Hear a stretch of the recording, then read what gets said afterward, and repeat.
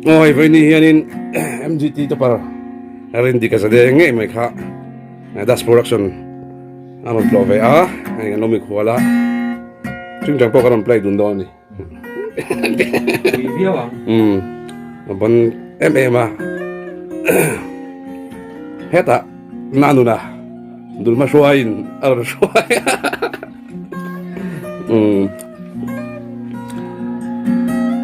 music nào đỡ ngoài thì tụi khát lâu ring tóc mày hula tại hiện nên thiền pa local bốc á